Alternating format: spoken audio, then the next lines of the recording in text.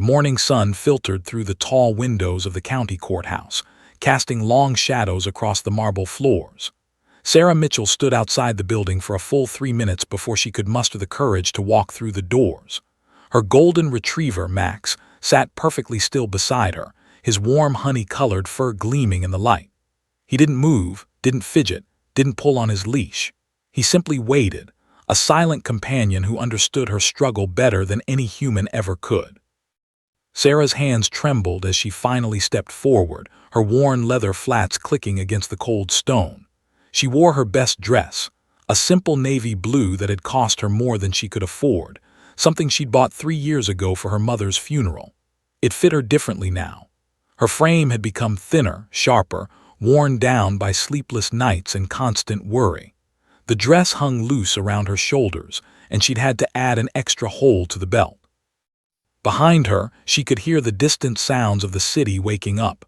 Traffic, sirens, the ordinary world moving forward while hers stood completely still. 5 years. That's how long this custody battle had consumed her life.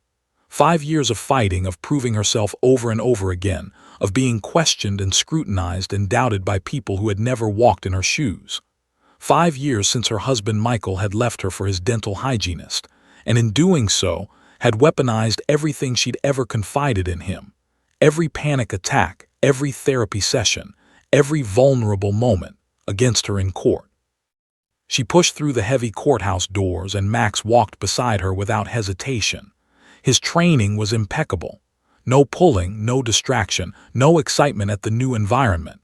He simply remained present as he always did. The courthouse lobby was already beginning to fill with people, lawyers in expensive suits, desperate families, anxious witnesses. Sarah's eyes scanned the room nervously, searching for Michael. She found him sitting on a marble bench near the elevators, his hand resting possessively on the shoulder of his new wife, Rachel. They both wore matching platinum wedding bands. He'd married her less than a year after divorcing Sarah. The casual cruelty of it still took her breath away. Michael's lawyer, Harrison and Associates' top litigator, sat beside them with a leather portfolio that probably cost more than Sarah's monthly rent. His name was Richard Thornton, and he had a reputation for being ruthless. He'd never lost a custody case, not once in 18 years. Sarah had read his reviews online. Desperate mothers left comments about how he'd convinced judges that they were unfit parents. He specialized in finding weaknesses and exploiting them until a woman was left with nothing but supervised visitation rights and the hollow victory of paying child support to the man who destroyed her. The elevator dinged and they all stood. Sarah's stomach clenched. In approximately 45 minutes, she would walk into Judge Harrison's courtroom. She'd never been before him. That was both a blessing and a curse. He had no history with her case, which meant she had a chance. But it also meant he was walking in cold, relying entirely on the narrative that Thornton would construct. She gripped Max's leash tighter, though the dog didn't react. His eyes remained calm, focused, aware. Max had been trained at a specialized facility in Colorado, a small nonprofit that worked exclusively with people suffering from PTSD and anxiety disorders. They'd paired her with him 2 years ago, and he'd quite literally saved her life on multiple occasions. There was the time she'd had a panic attack so severe in the grocery store that she'd collapsed in the cereal aisle, her vision blackening, her heart racing so fast she thought she was having a heart attack. Max had alerted her before it happened, a subtle shift in his behavior that gave her the 2 minutes she needed to get down on the floor before consciousness slipped away. And the nights, oh, the nights when she would lie awake at 3 a.m., her mind replaying childhood traumas she couldn't escape. Max would wake up without her touching him, crawl onto the bed, and drape his entire body across her chest, his weight grounding her to the present moment. The courtroom was on the 4th floor. Sarah and Max rode the elevator in silence. An elderly woman got on at the 2nd floor and smiled at Max. "What a beautiful dog," she said warmly. "Is he a service animal?" Sarah nodded, not trusting her voice to work properly. The woman continued, "My grandson has PTSD from his time in Afghanistan. Those dogs save lives, you know, truly." Sarah smiled weakly, grateful for the kindness but unable to fully receive it. The hallway outside Judge Harrison's courtroom was gray and sterile. Fluorescent lights buzzed overhead, creating an almost sickly atmosphere. People rushed past in their professional attire, everyone focused, everyone on a mission. Sarah found a bench near the courtroom doors and sat down, Max immediately settling at her feet. She pulled her phone out and checked her messages. Her sister had texted, "You've got this. Remember who you are, you're strong, you're a good mother." Below that, a thread from her therapist, Dr. Patricia Chen, "Remember the grounding techniques. You know how to manage this. Max knows how to help you manage this. Trust yourself." Trust herself. That phrase used to mean something. Before Michael, before the lawyers, before the endless questioning of her mental state and her fitness as a parent, Sarah had actually trusted herself. She'd been a different woman, confident, creative, full of hope. She'd been a kindergarten teacher, beloved by her students and their families. But after the first panic attack in Michael's presence, after seeing the fear in his eyes turn to judgment and disgust, something had shifted. She'd confided in him about her childhood, about the man her mother had allowed to live with them, about things that shouldn't have happened to a child. Michael had listened, had held her while she cried, had promised he would always be there. For a while, that had been true. Then came the divorce. Then came the lawyer pointing out her instability. Then came the first custody evaluation where she'd been asked intrusive questions about her mental state, her childhood trauma, her fitness as a parent. The evaluator had recommended supervised visitation as a precaution, supervised, as if she were dangerous, as if her love for her children, 7-year-old Emma and 5-year-old Jacob, was something that required monitoring. She'd fought back. She'd stayed in therapy, increased her sessions, started medication, and eventually been matched with Max. She documented every moment of her journey toward healing. She'd hired a second lawyer, something that had bankrupted her savings, specifically because she refused to let Thornton's narrative be the only one the judge heard. The courtroom doors opened and a bailiff appeared. "Court will be in session in 10 minutes, he announced. Sarah's heart began to pound. She stood on shaky legs and Max immediately stood with her. He looked up at her face, studying her with those intelligent brown eyes, and let out a soft whine. He could feel her anxiety spiking. The physiological response was already beginning, her breathing becoming shallow, her muscles tensing. She reached down and ran her hand through his silken fur, feeling the solid weight of him beneath her fingers. He pressed gently against her leg, grounding her. This was it, the final hearing, the last chance. Everything she'd worked for, everything she'd sacrificed, came down to the next few hours with Judge Harrison and what he would decide about the fate of her children. Sarah took a deep breath, steadied herself, and walked toward the courtroom doors with Max at her side. She had no idea that her life was about to change in ways she could never have imagined. The courtroom was larger than Sarah had expected, imposing. The mahogany furniture gleamed under the bright overhead lights, and the judge's bench loomed at the front of the room like a throne from which divine judgment would be rendered. The American flag and the state flag stood sentinel on either side, their presence a reminder that this wasn't just about Sarah and Michael anymore. It was about the law, about justice, about a system far larger and more powerful than any one person suffering. Judge Harrison sat already positioned at his bench, shuffling through papers with an expression of mild disinterest. He was a tall man in his 60s, with sharp features and penetrating gray eyes that seemed to catalog everything they observed.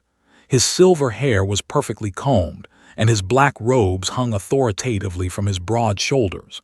Sarah had researched him obsessively over the past week. 40 years on the bench, hundreds of custody cases. A reputation for fairness, but also for being unswayed by emotion. He believed in evidence, in documentation, in facts. He did not believe in tears or pleas or the kind of desperation that Sarah felt burning in her chest. Max walked beside her as she was directed to the defendant's table. The bailiff had raised an eyebrow at the dog but said nothing. Sarah had made sure to bring Max's official service animal documentation, his training certificates from the Colorado facility, and a letter from her psychiatrist explaining his role in her mental health care. The opposing counsel had tried to challenge his presence in the courtroom, but the ADA protections were clear. Max was allowed. She sat down at the long wooden table, and Max immediately settled beneath it, his chin resting on her foot. She could feel the warmth of him through her thin shoe, a solid anchor in a sea of uncertainty. Her lawyer, Margaret Chen, sat beside her. Margaret was good, expensive, which meant Sarah was now $35,000 in debt, but good. She had kind eyes and a sharp mind, and she'd spent the past 3 months building Sarah's case with meticulous care. Michael and Thornton sat at the opposing table. Michael didn't look at her. He hadn't looked at her in years, not since the divorce was finalized. That indifference hurt almost more than active hatred would have. It was the indifference of a man who had moved on completely, who saw Sarah as nothing but an obstacle to his new life. Judge Harrison set down his pen and looked out at the courtroom. "We're here regarding the custody determination of Emma Marie Hartley and Jacob Michael Hartley, minors, ages 7 and 5. This is a final hearing on a case that has been ongoing for 5 years. Both parties have been given ample opportunity to present their positions. Today, we will hear final arguments and statements before I render my decision." His voice was measured, authoritative, without inflection. "The opposing counsel may begin." Richard Thornton rose with the kind of confidence that only comes from never having lost. He wore a 3-piece suit that probably cost more than Sarah's car. His hair was perfectly sculpted, his smile practiced and cold. He approached the judge's bench with the casual grace of a man who owned the room. "Your Honor, this case is straightforward," Thornton began, his voice smooth as honey. "We have a father who is stable, employed, remarried to a woman who has never had any mental health issues, and who maintains a home suitable for raising children. On the other side, we have a mother with a well-documented history of emotional instability, panic attacks, and psychiatric treatment that dates back to childhood. The question before this court is simple: which parent can provide a stable, secure environment for these children?" Sarah felt her chest tighten. This was the opening attack. Thornton was framing her mental health not as a managed condition, but as a character flaw, an inherent instability that made her fundamentally unsuitable as a parent. "Ms. Hartley has been hospitalized for psychiatric reasons," Thornton continued, pulling documents from his portfolio. "She has had multiple episodes in front of the children where her anxiety has overwhelmed her capacity to function. She has required their father to step in during her moments of crisis. Is this the kind of mother you want raising vulnerable young children?" Sarah's fingers curled into her palms. Every word was technically true, but arranged in a way that was fundamentally dishonest about the reality of living with PTSD and anxiety. She hadn't been hospitalized for psychiatric reasons. In some dramatic way, she'd voluntarily admitted herself to a psychiatric facility for 3 days when her suicidal ideation had become overwhelming during the worst part of her divorce. That had been 6 years ago. She'd worked through it, come out the other side, and had not had a moment of suicidal ideation since. She could feel her breathing beginning to shallow. Her heart rate was picking up. The familiar sensation of anxiety blooming in her chest was starting to take root. This was what Thornton was counting on, that she would visibly fall apart under the weight of his narrative, that she would have a panic attack right there in the courtroom, proving his point that she was unstable, unfit, dangerous. But then she felt it. A shift. Max's chin, which had been resting on her foot, suddenly lifted slightly. His weight pressed more firmly against her shin. It was subtle, so subtle that someone not looking directly at her would never notice. But Sarah felt it like a lifeline being thrown to a drowning person. The dog had sensed the physiological changes in her body before she'd even consciously realized they were happening. His early intervention was the whole point of his training. He was designed to catch her on the downward spiral before it became a free fall. Unconsciously, Sarah's hand moved. It was a tiny gesture, barely more than a tremor of her fingers against her thigh. but it was her nervous system reaching out instinctively to the one source of grounding she had in this moment. And Max's response was immediate and precise. He shifted position slightly, moving so that his full shoulder was pressed against her leg, his solid 80-pound frame providing the weight and pressure that her anxious nervous system desperately needed. The sensation worked. It broke the spiral before it had fully begun. Her breathing steadied. Her heartbeat, which had been racing, began to slow. The wave of panic that had been threatening to overwhelm her receded, leaving her shaky but functional. In the gallery, a court reporter noticed. Her eyes narrowed slightly. An elderly woman sitting in the back row noticed and leaned forward with interest. But most importantly, Judge Harrison noticed. His eyes had been following Thornton's theatrical presentation, but his peripheral vision had caught something. He watched Sarah carefully now, his sharp gray eyes tracking her every movement. He saw her hand move. He saw the dog respond. He saw the way her shoulders, which had been rising toward her ears in a tension response, suddenly relaxed. The whole interaction took perhaps 3 seconds. But Judge Harrison, with his 4 decades of courtroom experience, with his finely honed ability to observe human behavior, had registered something unusual. Thornton continued his attack for another 20 minutes, pulling out documentation of her therapy sessions, her psychiatric medications, her past hospitalizations. Each statement was technically accurate but selectively presented in the worst possible light. Sarah felt the anxiety trying to climb again with each new revelation, and each time it did, her hand would make that small, unconscious gesture, and Max would adjust his weight, ground her, bring her back to the present moment. It happened 7 times during Thornton's opening argument. 7 times Sarah signaled. 7 times Max responded. 7 times Judge Harrison watched with growing curiosity and suspicion, his pen moving slowly across his notepad, jotting down observations.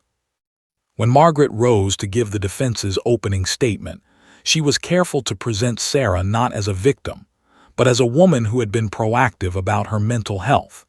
She presented documentation of Sarah's therapy, her consistent use of prescribed medication, her participation in a support group, and most significantly, her procurement of a trained psychiatric service dog.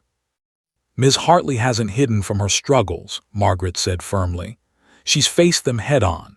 She's worked with mental health professionals. She's done the hard work of healing. That's not the behavior of an unfit parent. That's the behavior of a dedicated mother who wants to be her best self for her children. But even as Margaret spoke eloquently about Sarah's strength and dedication, Judge Harrison's eyes remained fixed on Sarah and Max. He was beginning to piece together a puzzle that he didn't yet understand. There was something happening between this woman and this dog, something that went beyond simple emotional support, something coordinated, responsive, intentional. And he intended to find out exactly what it was. Judge Harrison had not become one of the most respected judges in the district by being inattentive. Over 40 years on the bench, he developed an almost preternatural ability to read people, to catch the subtle tells that separated truth from lies, genuine distress from performance. He could detect when a witness was fabricating, when a parent was more concerned with winning than with the welfare of their children, when a lawyer was overstepping ethical boundaries. This sixth sense had served him well, and it was now activated at full intensity. As the morning hearing progressed, his eyes repeatedly drifted from the documents before him to the woman sitting at the defendant's table. Something was happening there, something subtle, something that most observers would miss entirely, but Judge Harrison didn't miss things.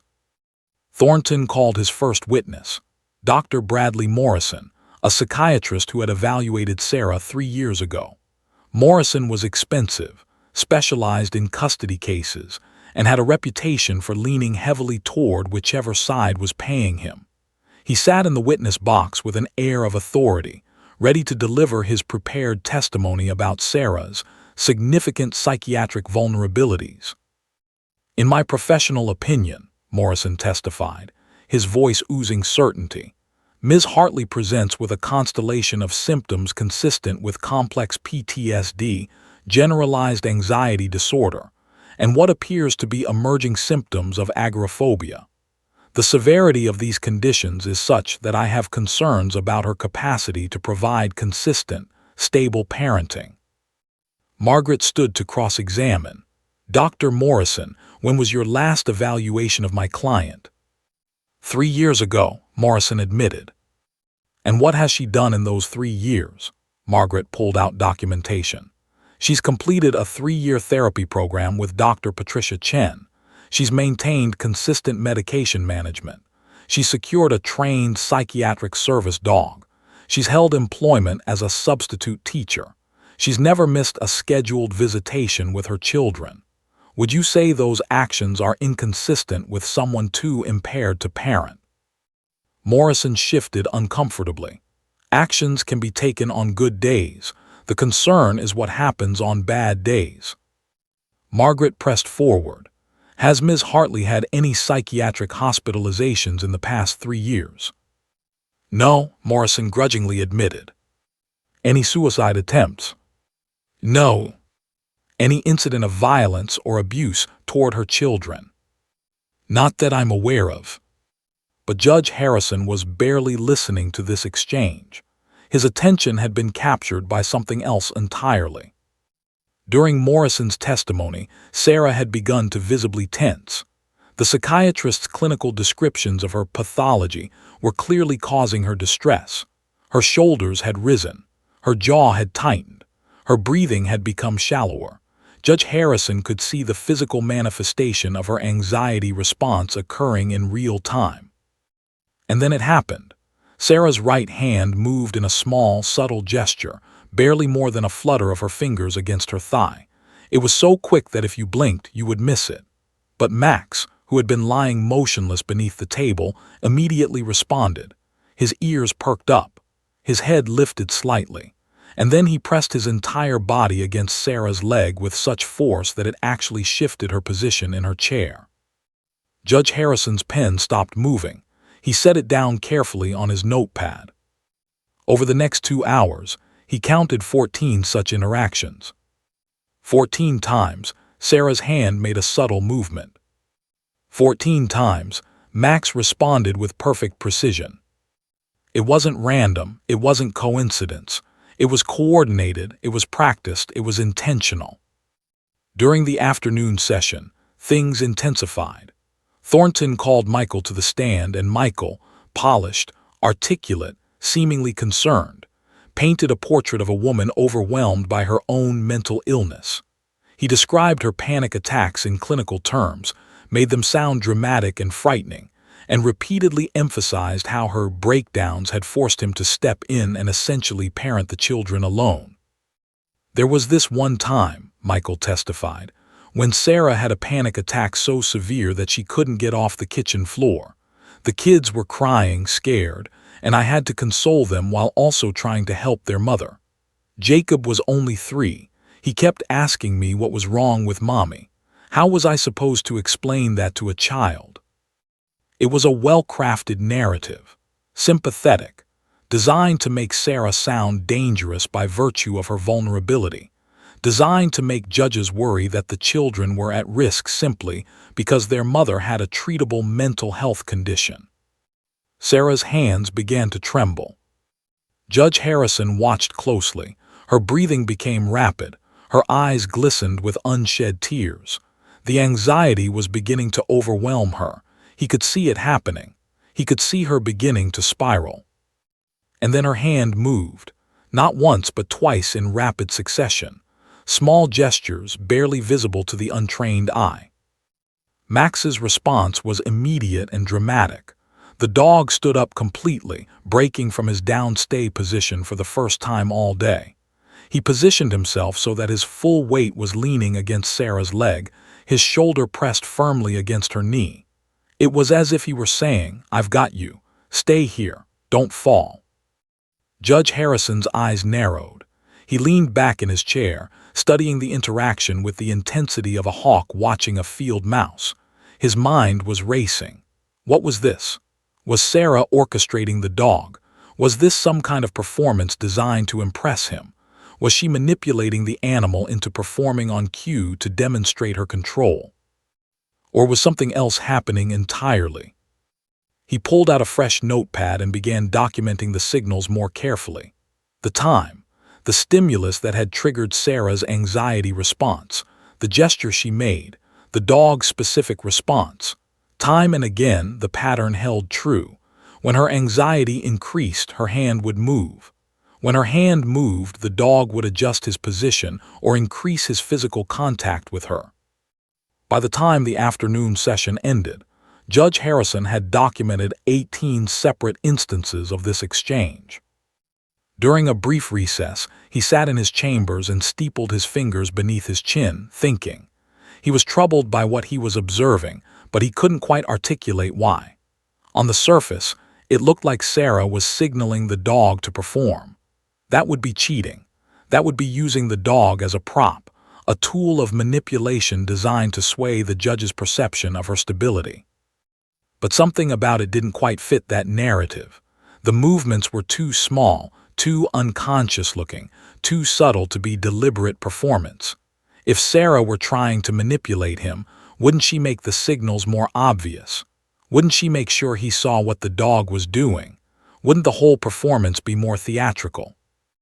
Instead, these signals looked almost involuntary. They looked like the kind of movements a drowning person makes when reaching for a rope without consciously thinking about reaching. Judge Harrison called his bailiff. "I want documentation of this hearing. I want the camera focused on the defendant's table and Max for the entirety of the remaining proceedings. I want to be able to review the footage frame by frame if necessary." The bailiff looked confused but nodded. Judge Harrison rarely made such requests. When the hearing resumed for the final hour, Judge Harrison paid less attention to the legal arguments and more attention to Sarah and the dog. Thornton presented his closing argument, painting Sarah as a risk to her children's well-being. Margaret made an eloquent plea for compassion and recognition of Sarah's strength in managing her condition. Throughout it all, the signals continued. When Thornton made particularly cutting remarks about Sarah's mental health history, Sarah's hand would flutter against her leg. Max would shift, press, lean, provide the weight and pressure that her nervous system clearly needed. 17 more times. By the end of the hearing, Judge Harrison had documented 35 separate instances of this exchange. As he dismissed the courtroom and announced that he would render his decision in writing within 2 weeks, his mind was churning. He needed answers.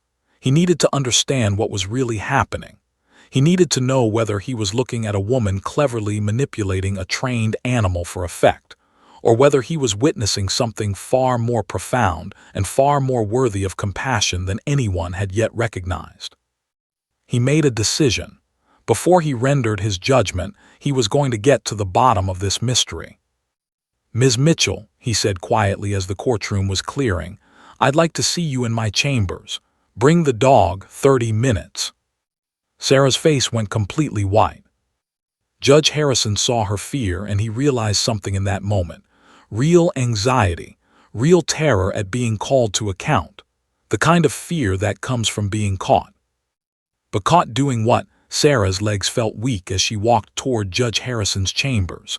The bailiff had directed her through a private corridor, away from the main hallway where Michael and Thornton were undoubtedly celebrating their successful day. Margaret had whispered urgent advice. "Don't answer anything without thinking. Don't get emotional. Stay composed." But Sarah felt anything but composed. What did he want? Had she done something wrong? Was there some regulation about service dogs that she'd violated by bringing Max into the courtroom? Had her anxiety responses been so visible, so dramatic, that the judge thought she was unfit? Was he going to recommend that she not have custody after all? Her mind spiraled through worst-case scenarios as she approached the heavy wooden door marked Judge Harrison's chambers. A bailiff knocked, and a voice from inside called out, "Come in." Judge Harrison sat behind an enormous mahogany desk laden with legal documents and case files. The walls were lined with law books, and behind his chair hung his diplomas and various certificates of achievement. It was designed to be intimidating, a physical manifestation of power and authority. He did not stand when Sarah entered. He simply looked at her over the rim of his reading glasses, and his cold gray eyes seemed to pierce directly into her soul. "Ms. Mitchell, please sit down," he said, gesturing to the chair across from his desk. "You may keep the dog beside you." Sarah sat, her hands trembling in her lap. Max immediately settled against her leg, and despite her terror, she was grateful for his presence. The dog seemed to understand the gravity of the moment.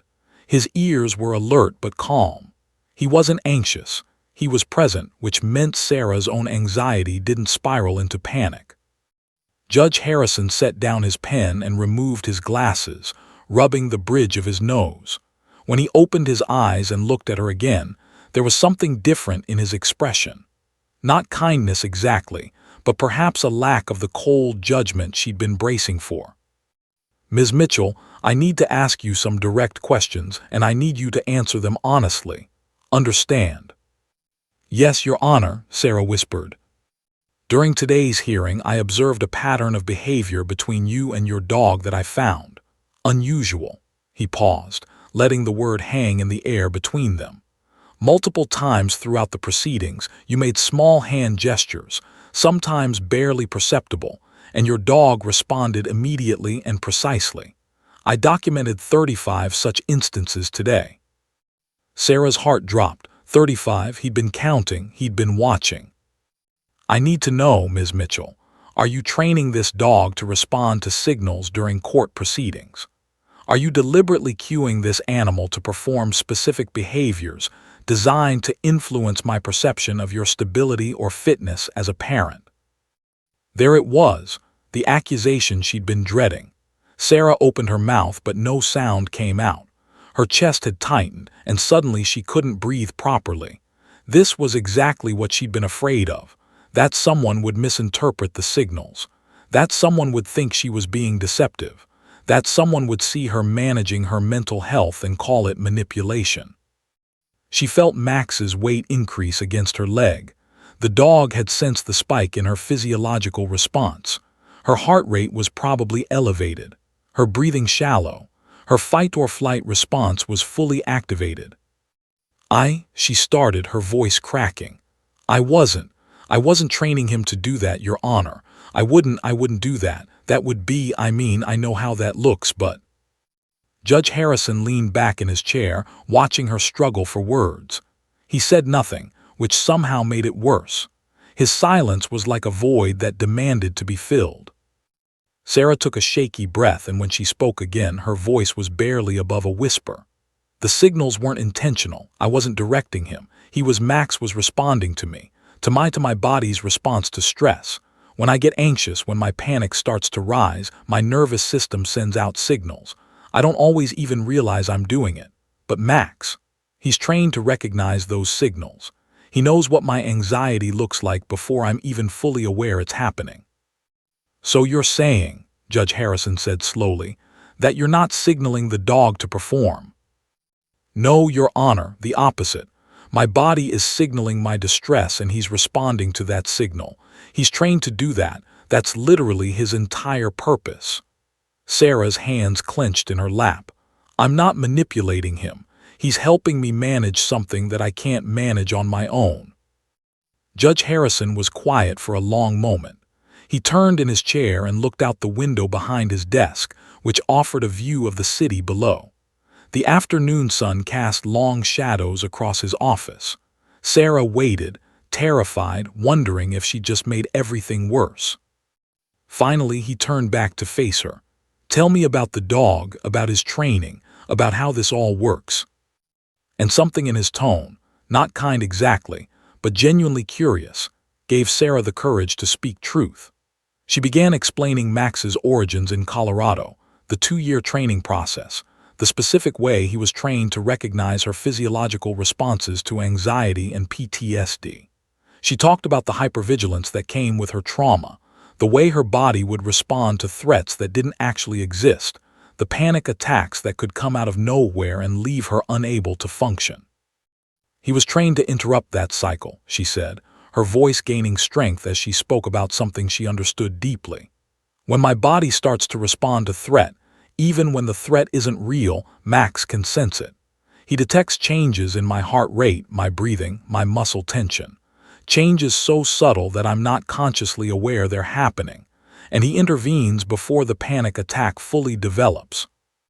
"What do you mean, intervene?" Judge Harrison asked. "He provides deep pressure therapy. His weight against my body literally changes my nervous system response. When he presses against me, it triggers a relaxation response that interrupts the anxiety response. It's called the parasympathetic nervous system. When his weight is on me, my body shifts from fight or flight to rest and digest." Judge Harrison listened without interrupting.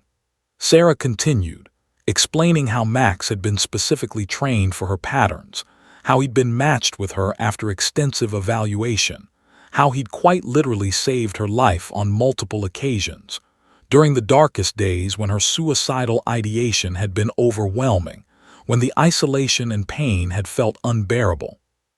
"The signals you saw today," Sarah said carefully, "those were me reaching for him when I felt myself starting to panic. I wasn't consciously thinking about it. My body just knew, I need grounding. I need his weight. I need him to help me stay present." Judge Harrison's expression had changed. The skepticism was gone, replaced by something that might have been understanding.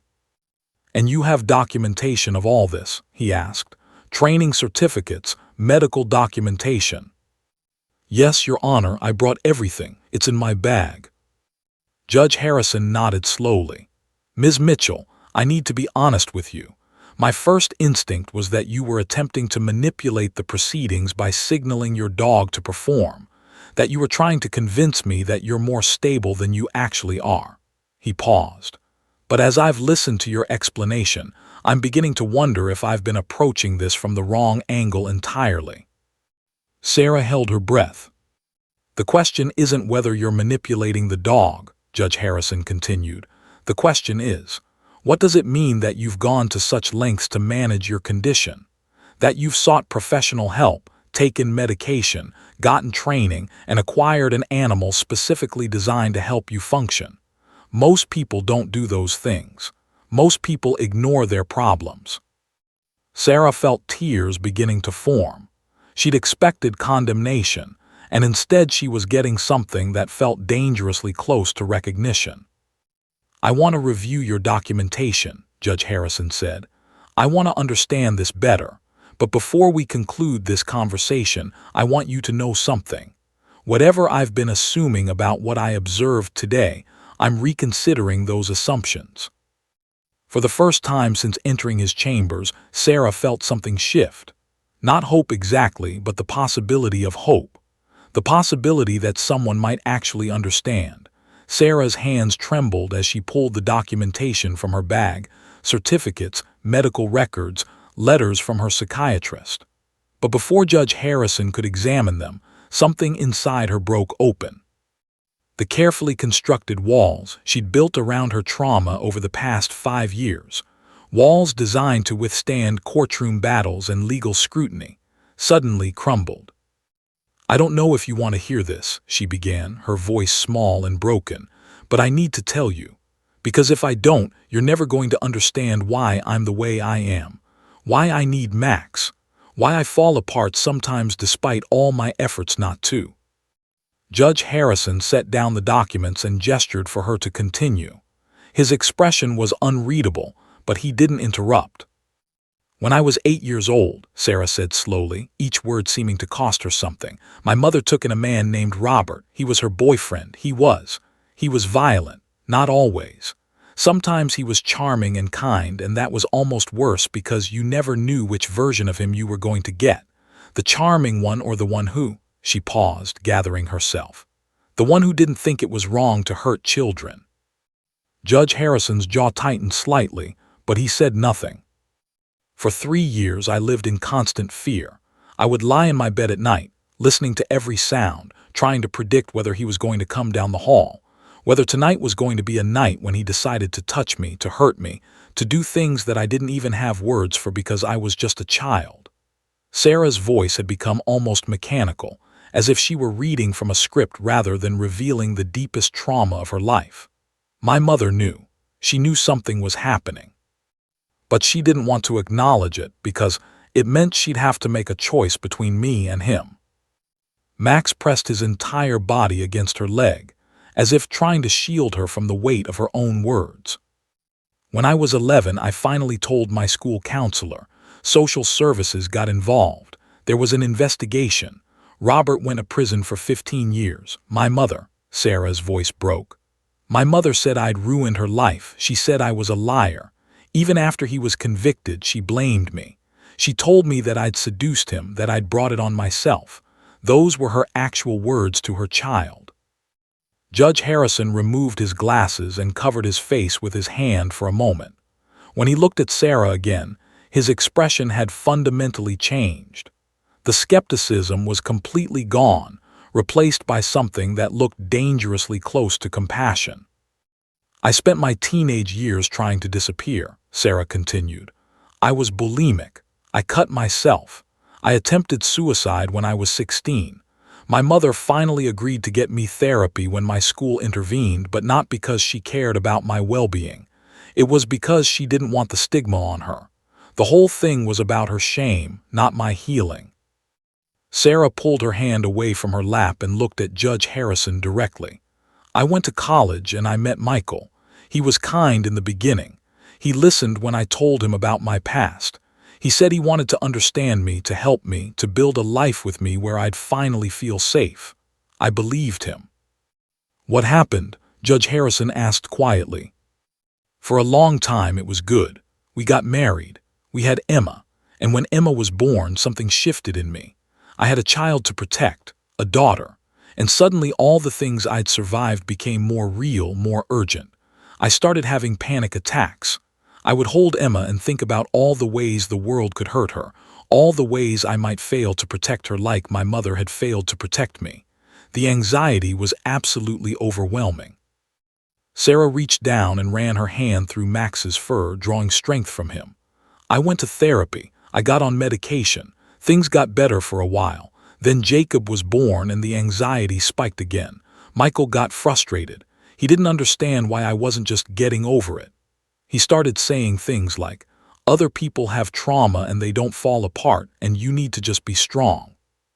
He made me feel like my struggle was a personal failing rather than a legitimate medical condition.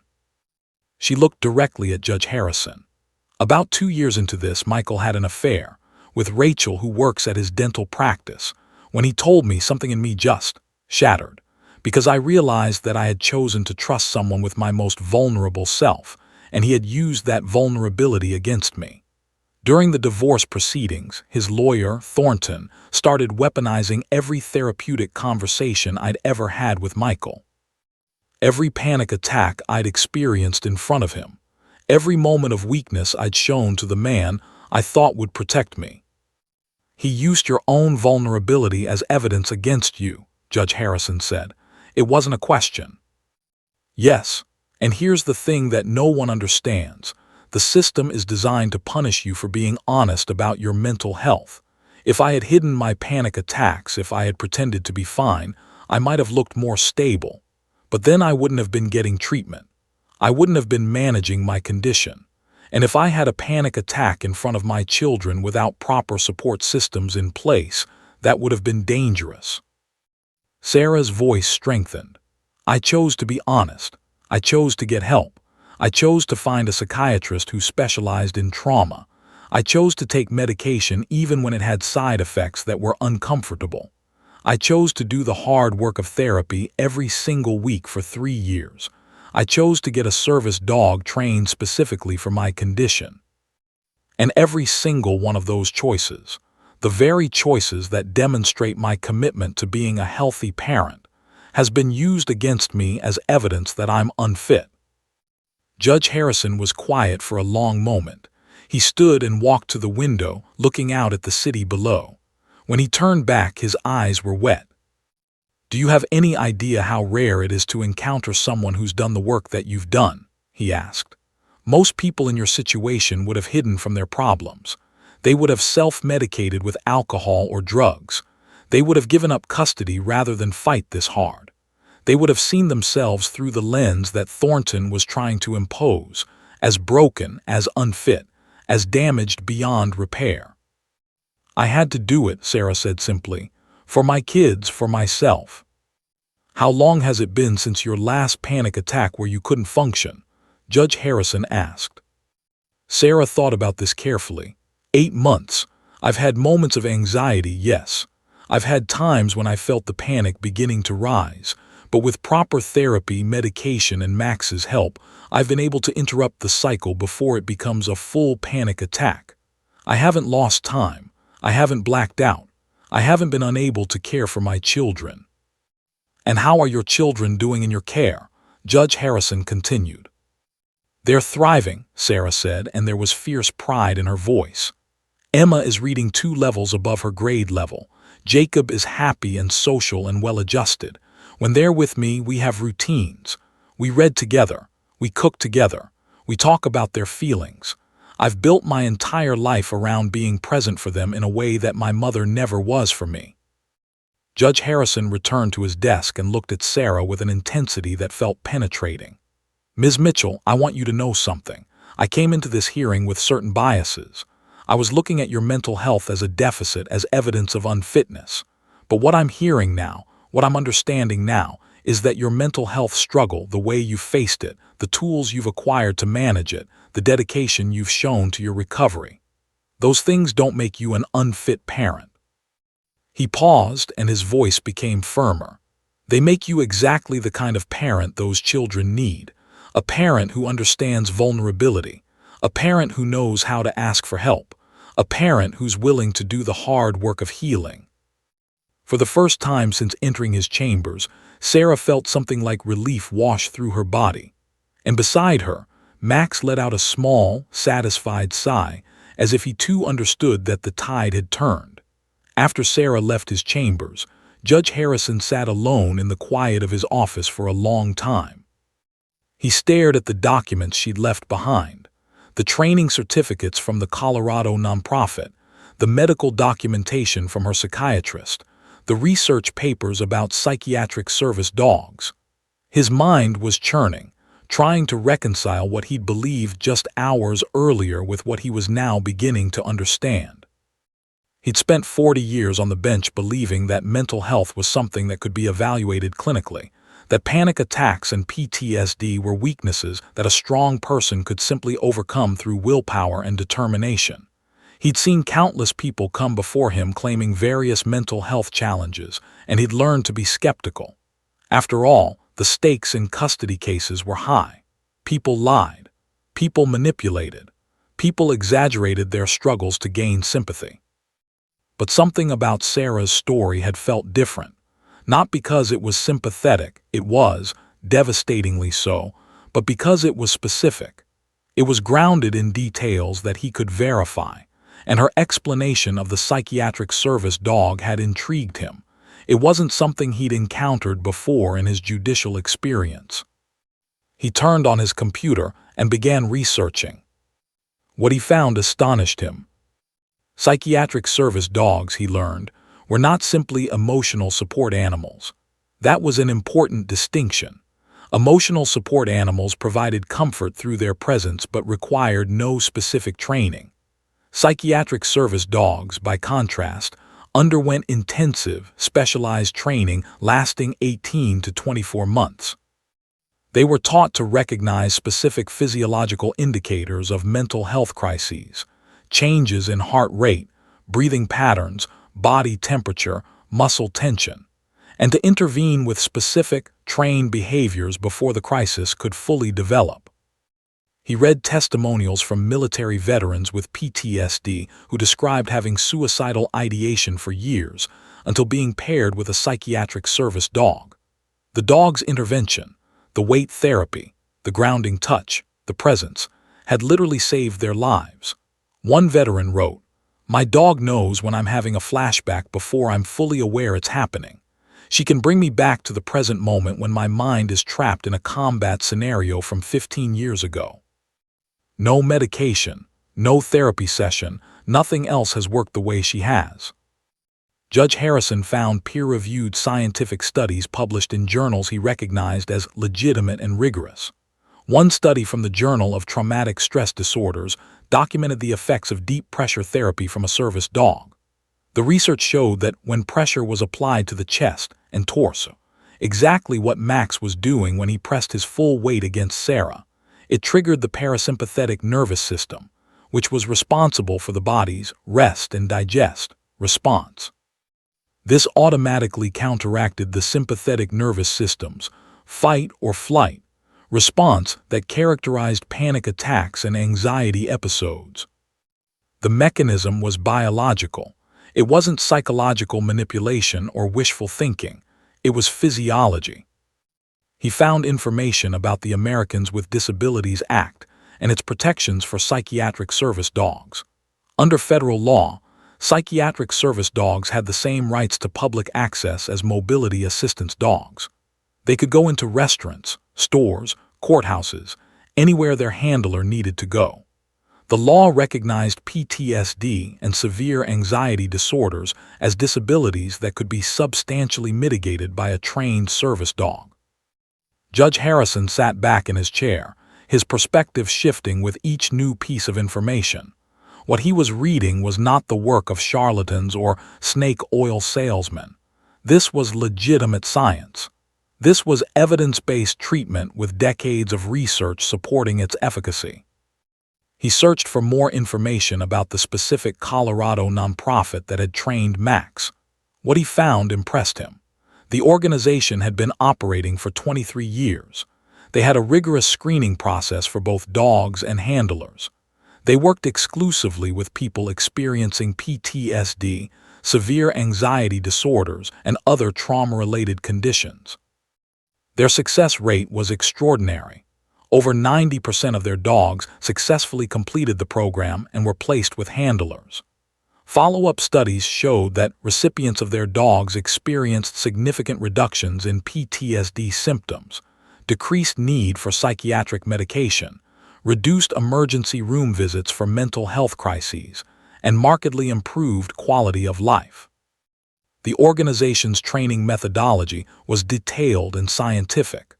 Dogs were trained to recognize an average of 10 to 15 specific physiological indicators of their handler's distress. They learned to perform targeted interventions, deep pressure therapy, blocking, grounding, creating physical barriers between their handler and crowds, useful for people with hypervigilance. Some were trained to alert during nightmares. Some could recognize dissociation and interrupt it by licking the handler's face or nudging them insistently. Judge Harrison found himself reading for nearly 3 hours, losing track of time as he descended deeper into the research rabbit hole. He discovered case law, federal cases where service dogs had been challenged in courtrooms, in schools, in workplaces. In every single case, the courts had ruled in favor of the handlers. The judges had recognized that psychiatric service dogs were legitimately trained medical devices, as valid and as necessary as a wheelchair or a hearing aid. One particular case caught his attention. It involved a woman with PTSD from domestic violence who was fighting for custody of her children. Her ex-husband's lawyer had tried to argue that her need for a dog was evidence of mental instability. The judge had ruled that the opposite was true, that seeking appropriate treatment and utilizing evidence-based interventions demonstrated responsible parenting and a commitment to being the best version of herself. That judge's written opinion was eloquent. The defendant's proactive management of her mental health condition demonstrates strength, not weakness. She has sought professional help. She has been compliant with treatment protocols. She has invested in acquiring a trained service animal specifically designed to help her manage her condition. These are not the actions of an unfit parent. These are the actions of a dedicated mother committed to providing stable, loving care for her children, despite the challenges posed by her invisible disability. Judge Harrison read those words 3 times. He pulled up Sarah's psychiatric evaluation from Dr. Patricia Chen. The letter was comprehensive and professional. Dr. Chen documented Sarah's PTSD diagnosis, her anxiety disorder, her progress in therapy, her medication compliance, and her significant improvement over the 3-year treatment period. Most importantly, she wrote, Ms. Hartley presents as a dedicated, insightful, and motivated individual committed to her recovery. Her willingness to engage in difficult therapeutic work, her openness to medication management, and her acquisition of a trained service dog all demonstrate her commitment not just to her own well-being, but to providing a stable, nurturing environment for her children. Judge Harrison then reviewed the documents Thornton had presented, the old psychiatric evaluation from 3 years ago, the records of her hospitalization, the clinical notes from her therapy sessions. All of this had been accurate, but it had been presented in a profoundly misleading context. It was like taking a photograph of a person at their lowest moment and claiming that photograph represented their entire character. He thought about what Sarah had said in his chambers. The system is designed to punish you for being honest about your mental health. She was right. The legal system, as currently structured, incentivized people with mental health conditions to hide, to deny, to minimize, to pretend they were fine. Anyone with PTSD who admitted to having panic attacks was marked as unfit. Anyone seeking psychiatric treatment was labeled as unstable. Anyone taking medication for anxiety was deemed unable to handle responsibility. The system created perverse incentives where the healthiest thing a person could do, seeking help, getting treatment, acquiring tools to manage their condition, was framed as evidence of their unfitness. By midnight, Judge Harrison had stopped thinking about the law and started thinking about his own biases. He'd spent 40 years viewing mental health through a lens of weakness and failure. He'd seen countless people come before him claiming various psychological struggles, and he'd been skeptical of all of them. But what if he'd been wrong? What if his skepticism had blinded him to legitimate suffering? What if his insistence on viewing mental health as a moral failing, rather than a medical condition, had contributed to unjust outcomes? He thought about Sarah, a woman who had survived childhood sexual abuse, who had developed complex PTSD as a result, who had spent 15 years trying to manage that trauma largely on her own, who had finally begun to heal through proper treatment, and who was now being punished for that healing rather than recognized for it. He thought about her children, Emma and Jacob, who had a mother dedicated to their well-being, a mother who had chosen difficult healing over comfortable denial, a mother whose strength lay not in pretending to be fine, but in courageously managing her condition. Judge Harrison pulled out his notes from the hearing and reviewed them carefully. He looked at the frame-by-frame documentation of the signals. What he'd initially seen as manipulation, he now understood as the visible manifestation of illness being actively managed. The signals weren't Sarah training Max. They were Sarah's nervous system in distress and Max responding precisely as he'd been trained to respond. By the time Judge Harrison finally closed his computer at 1 in the morning, his mind was made up. This wasn't going to be a close call. This wasn't going to require careful legal maneuvering or compromise. The answer was clear and unambiguous. Sarah Mitchell was not only fit to be a parent, she was exactly the kind of parent her children needed. The courtroom was packed when Judge Harrison took the bench 2 days later. Word had spread through the courthouse that a decision was coming in the Hartley custody case, and it seemed like half the legal community had decided to attend.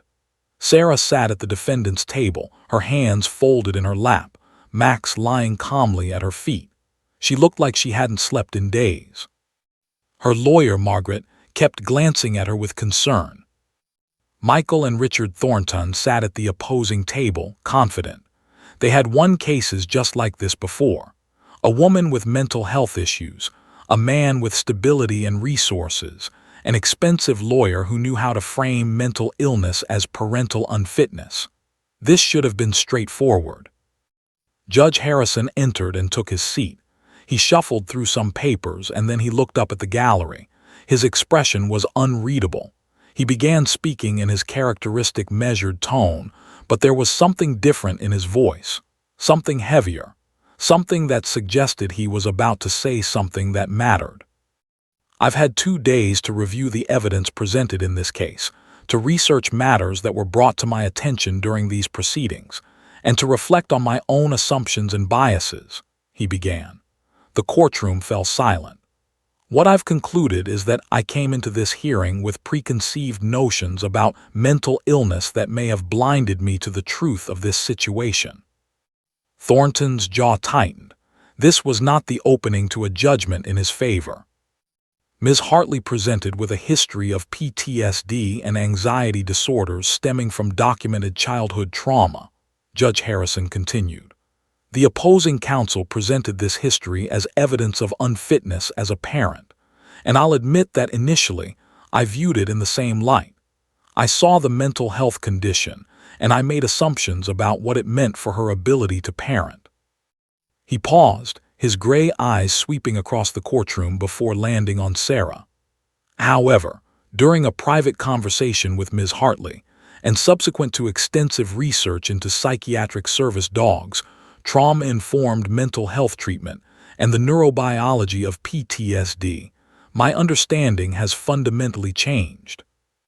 Sarah felt her heart beginning to race. Margaret squeezed her hand.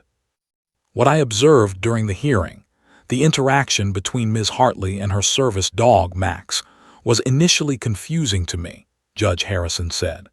I documented 35 instances of what appeared to be signaling. My first assumption was that Ms. Hartley was attempting to manipulate the proceedings by training the dog to perform on cue. He looked directly at Sarah. I was wrong. What I actually observed was a woman actively managing a serious medical condition with the help of a trained psychiatric service dog. The signals were not deliberate commands from Ms. Hartley to the dog. Rather, they were the unconscious manifestations of her nervous system in distress, and Max's precisely trained responses to those physiological indicators. The courtroom was utterly silent. Psychiatric service dogs are not the same as emotional support animals, Judge Harrison explained to the gallery. These animals undergo 18 to 24 months of intensive, specialized training.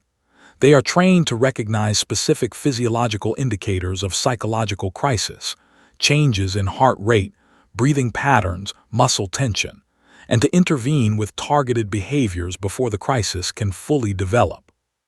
The deep pressure therapy provided by these dogs, their weight against their handler's body, actually triggers the parasympathetic nervous system, which counteracts the fight-or-flight response characteristic of panic attacks and anxiety episodes. He adjusted his glasses. This is not mystical. This is not faith healing.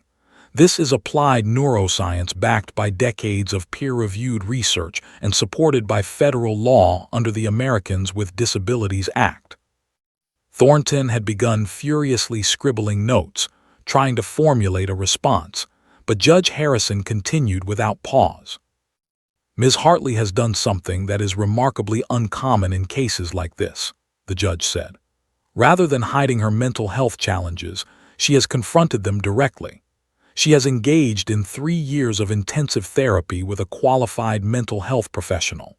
She has been compliant with psychiatric medication. She has sought out and obtained a trained psychiatric service dog specifically designed to help her manage her condition. She has documented her progress and maintained her commitment to healing. Judge Harrison's voice became firmer. These actions do not demonstrate unfitness as a parent. These actions demonstrate the exact opposite. They demonstrate responsibility, courage, and a deep commitment to being the best version of herself for her children. Sarah felt tears beginning to stream down her face. Max, sensing her emotional response, lifted his head and pressed it against her knee. Furthermore, Judge Harrison said, I have reviewed documentation of Ms. Hartley's parenting. Her children are thriving academically and socially. They report feeling loved and secure. There is no evidence of neglect, abuse, or instability in their mother's care. In fact, the evidence suggests the opposite, that Ms. Hartley is a dedicated, nurturing parent who has created a stable and loving home despite managing a serious mental health condition. He turned his attention to Michael. The opposing party has presented a narrative in which Ms. Hartley's mental health struggles disqualify her from parenthood. But this narrative fundamentally misunderstands both the nature of her condition and the importance of seeking professional help to manage that condition. If anything, it should be commended. Michael's face had gone pale. "It is my determination," Judge Harrison announced, "that Ms. Sarah Marie Hartley shall be granted primary custody of Emma Marie Hartley and Jacob Michael Hartley, with the father retaining scheduled visitation rights as follows." The judge outlined the custody arrangement: substantial parenting time for Michael, but with Sarah as the primary custodian. The children would live with their mother and spend alternating weekends and 2 weeks in summer with their father. But then Judge Harrison did something extraordinary. He looked directly at Richard Thornton. "I want to make something clear for the record. The opposing counsel's attempt to weaponize Ms. Hartley's mental health condition and her efforts to seek appropriate treatment is not only legally inappropriate, it is ethically problematic. The Americans with Disabilities Act provides specific protections against this kind of discrimination. Going forward, any attempts to use mental health treatment or the presence of a service animal as evidence against a parent's fitness will be met with serious legal consequences." He then addressed the entire courtroom. "I want to use this case as an opportunity to reflect on how the legal system sometimes inadvertently punishes people for being honest about their mental health. We create a perverse incentive where the healthiest thing someone can do, seek professional help, get treatment, acquire tools to manage their condition, becomes evidence of their unfitness. This is unjust. This perpetuates the stigma around mental illness, and it needs to change." Judge Harrison then looked at Sarah directly, and when he spoke, his voice was gentle but firm. "Ms. Hartley, you have demonstrated remarkable strength in facing your trauma, pursuing healing, and committing yourself to being a present, loving parent to your children. The court recognizes this. Your proactive management of your mental health condition is not a deficit. It is a testament to your character." Sarah couldn't hold back her tears anymore. She put her face in her hands and sobbed, not from sadness, but from a release of 5 years of tension, fear, and self-doubt. Margaret put her arm around her, and Max pressed against her legs, providing the grounding and comfort he'd been trained to provide. Thornton had gone completely rigid. Michael looked like he'd been slapped. As Judge Harrison dismissed the court, there was a long moment of absolute silence. And then, from somewhere in the gallery, someone began to clap. Within seconds, the entire courtroom was applauding. Lawyers, court staff, observers, people who had come to watch, and had ended up witnessing something far more significant than a typical custody ruling. They were witnessing a judge publicly acknowledge his own bias, recognize injustice, and render a decision based on evidence and compassion rather than prejudice. Sarah continued to cry as Margaret hugged her, as the bailiff offered her tissues, as people approached her offering congratulations. And through it all, Max remained pressed against her, solid and present and perfectly calm, exactly as he'd been trained to be. Outside the courtroom, as Sarah walked down the hallway with Margaret and Max, a journalist approached her. "Ms. Hartley, how do you feel about the judge's decision?" Sarah turned, her face still wet with tears, and said simply, "I feel like I've been seen. For the first time in 5 years, I feel like someone finally understood." 3 weeks after Judge Harrison's ruling, Sarah stood in the doorway of her apartment watching Emma and Jacob play in the living room. Jacob was building a tower out of blocks while Emma sat nearby reading a picture book aloud to Max, who lay with his head resting on her lap. It was an ordinary Tuesday afternoon, the kind of moment that Sarah had fought so hard to protect, and it was finally, completely, undeniably hers. The transformation had begun immediately after the verdict. Local news outlets had picked up the story of the judge who changed his mind about mental health in custody. Then regional outlets had covered it. Then the story went national.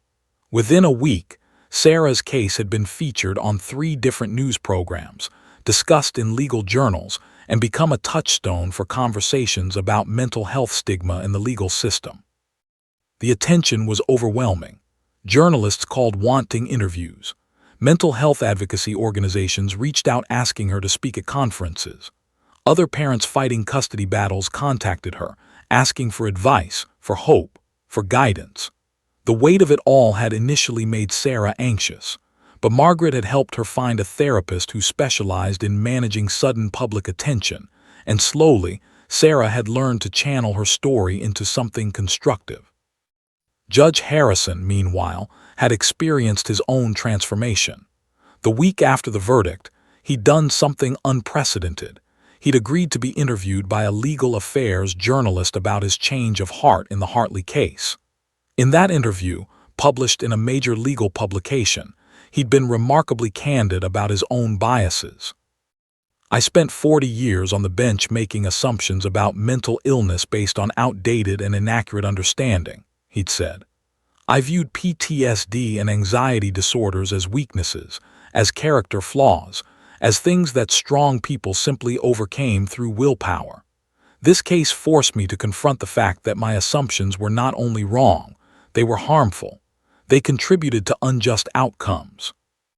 He'd gone on to describe his research into psychiatric service dogs and his realization that Sarah's honesty about her mental health, far from being evidence of unfitness, was evidence of her strength and dedication to her children.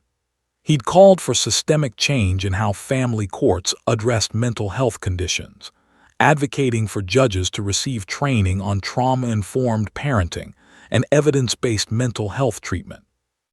The judicial community had responded. Other judges began reaching out to Judge Harrison, asking for resources on psychiatric service dogs, requesting recommendations for training on mental health literacy.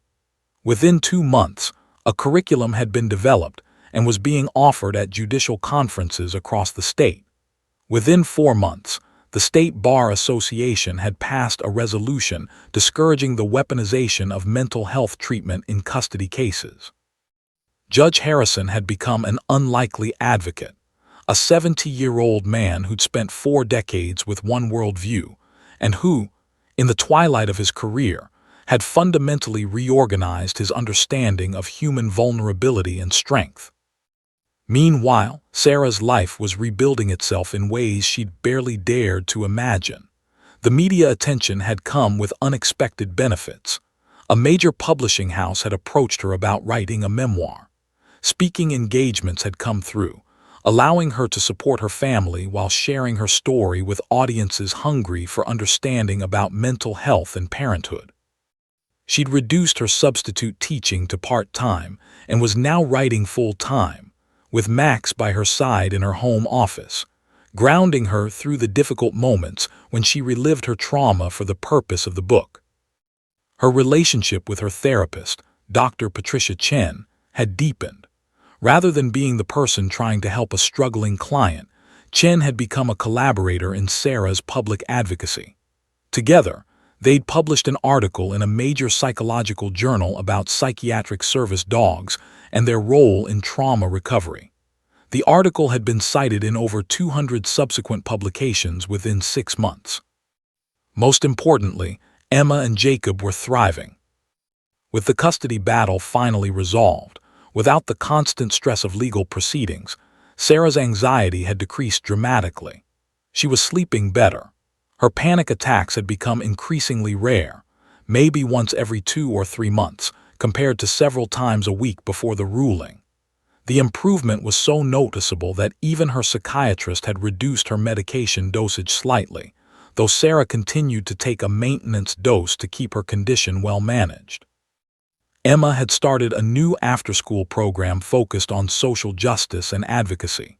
She'd become interested in helping other children whose parents faced similar custody battles, and Sarah was quietly amazed at how her daughter's empathy had deepened through witnessing her mother's struggle. Jacob, still 5 years old, simply seemed happier. The tension that had characterized his early childhood, the awareness that his mother was often anxious, the confusion about why his parents had separated, the uncertainty about whether he'd be taken away from Mommy, had transformed into the uncomplicated joy of a secure child who knew he was loved.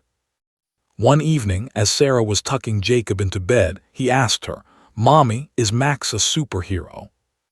Sarah smiled. "Why do you ask, sweetie?" "Because he helped you when you were sad, and then the judge man helped you too, and now everybody is happy. That's what superheroes do." Sarah knelt beside his bed and pulled him close. "You know what? Max is kind of a superhero, but you know what else? You and Emma are superheroes too, because you loved me even when I was struggling. That takes real strength." 6 months after the verdict, Judge Harrison attended a mental health advocacy conference as a speaker. He sat on a panel alongside Sarah, Dr. Patricia Chen, and the director of the nonprofit that had trained Max. In front of an auditorium of 500 people, lawyers, judges, mental health professionals, advocates, he spoke about the Hartley case with remarkable vulnerability. "I made an assumption about a woman's fitness as a parent based on her honesty about her mental health condition," he said. "That assumption was unjust. It was based on stigma, not evidence. And I've spent the last 6 months trying to figure out how many other Sarah Hartleys have stood before me, how many times my bias has led me to make decisions that were harmful rather than just." He paused, his voice becoming stronger.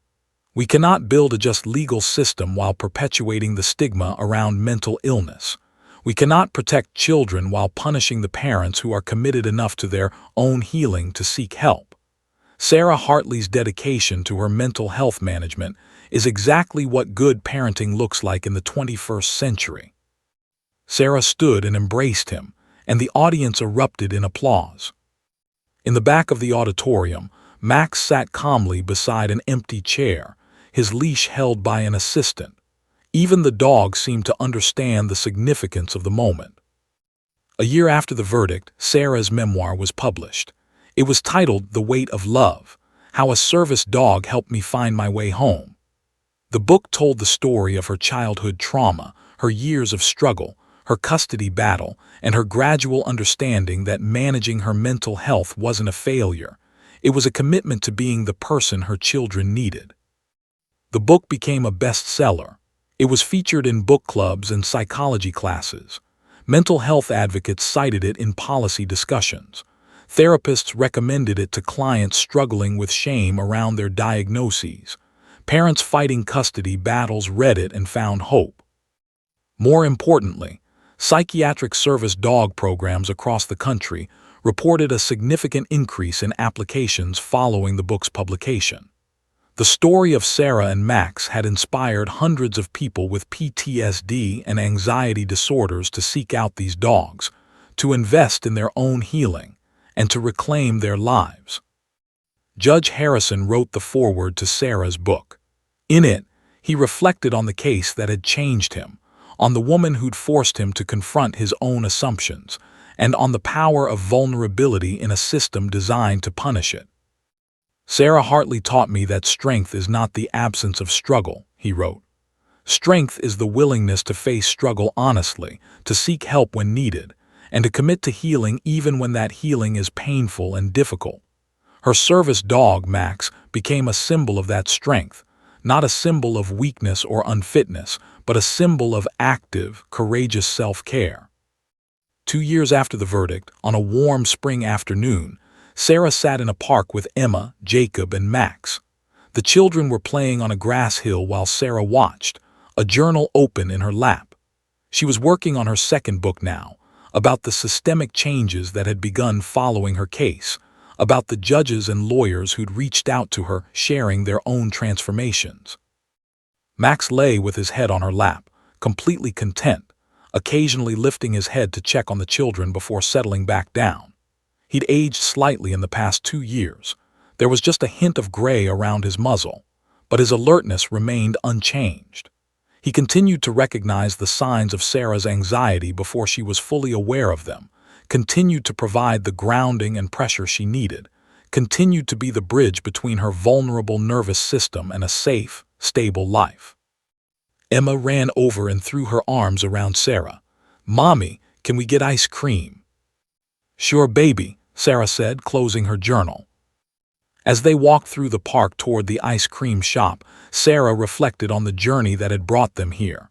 The childhood abuse, the years of suffering, the divorce and custody battle, the moment in the courtroom when she thought everything was lost, the judge's transformation, the public attention, the speaking engagements and the book deals and the advocacy work.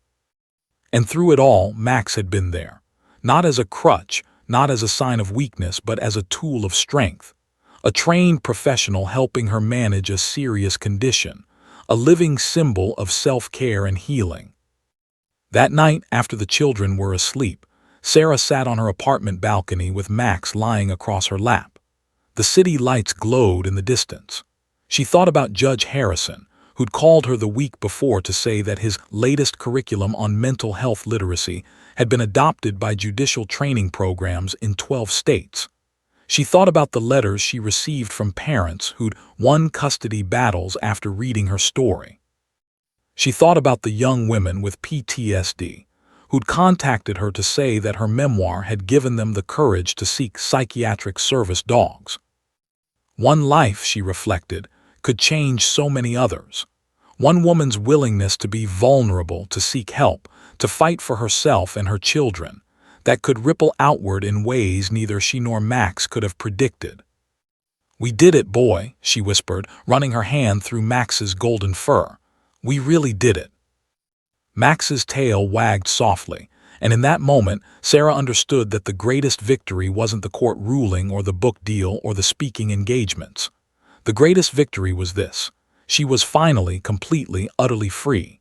Free from shame, free from self-doubt, free to be a mother, a writer, an advocate, and simply a woman learning to live fully with the scars of her past and the strength of her present.